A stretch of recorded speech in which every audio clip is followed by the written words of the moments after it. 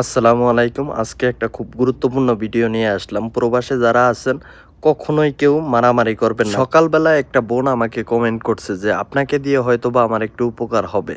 যদি কথা বলার একটু সুযোগ দেন আমার অনেক বড় উপকার হবে। আমি ভাবলাম যে কি হয়েছে, আমার দিয়ে যদি একটা মানুষের উপকার হয় তাহলে সমস্যা কি? এরপরে আমি আমার ফেসবুক আইডি থেকে নক করলাম, তার সাথে কথা হইলো। পরে বলল যে তার হাজবেন্ড জেদ্দাতে মারা গেছে সৌদি আরব, এখন তার লাশ সে দেশে নিতে চায়। এরপরে আমি জিজ্ঞেস করলাম যে কিভাবে মারা গেছে। পরে কয় এটা তো মারা যায় না, মার্ডার হইছে আর কি, এক সুদানি মেরে ফেলছে। ওই বোনটার বাড়ি হইলো কুমিল্লা। এরপরে আমি সাইফুল রাজীব ভাইয়ের কথা বলছি যে তার সাথে যোগাযোগ করেন। আমি তার পেজের লিঙ্ক দিছি যে তার সাথে যোগাযোগ করেন, যে এগুলা নিয়ে কাজ করে। আর বাংলাদেশে যে পররাষ্ট্র মন্ত্রণালয় আছে ওই জায়গায় একটা আবেদন করেন।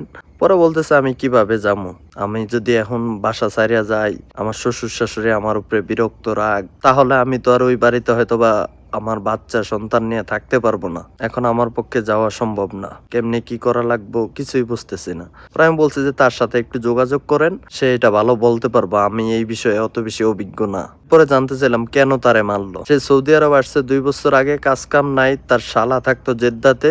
ওই জায়গায় নিচে তারে নিয়ে একটা মাংসের দোকানে কাজ দিছে।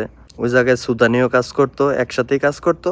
হয়তো কাজের মধ্যে কোনো কথা লয়া কাটাকাটি হয়েছে, এরপরে আরো 2-1 বার এরকম তারে মারছে। তার শালায়ও এর পাশেই থাকতো, তারে ফোন দিয়ে আনছিল।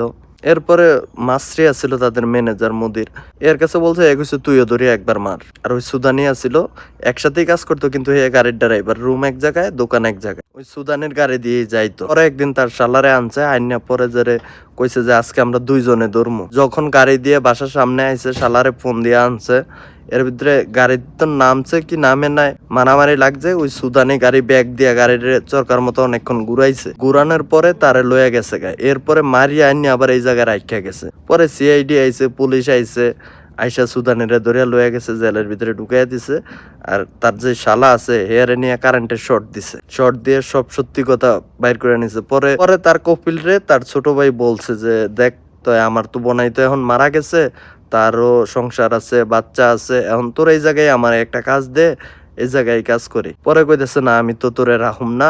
এখন সে আত্মগোপনে আছে, সে নিজে সেভ হওয়ার জন্য একটু সরিয়ে আছে। এখন কেমনে কি করবো ওই বোনটা জানতেছেন, যারা জানেন একটু পরামর্শ দিয়েন কেমনে কি করণ লাগবো। এখন ওই বোনটা তার হাজবেন্ডের লাশ দেশে নিতে চায়। আমি এতটুক জানি, এতটুক পরামর্শ দিছি যে পররাষ্ট্র মন্ত্রণালয়ে আলোচনা করলে এটা সরকারি খরচে লাশ দেশে যাইবো। এরপরে বাংলাদেশ থেকে 3 লক্ষ টাকা পাইবো, এয়ারপোর্ট থেকে 35,000 টাকা পাইবো। আরো জীবন বীমা কি কি আছে, যদি এগুলার কোনো প্রসেস আছে ওইটা আমি অত বেশি ভালো বুঝি না। যারা বোঝেন একটু কমেন্টে বলবেন।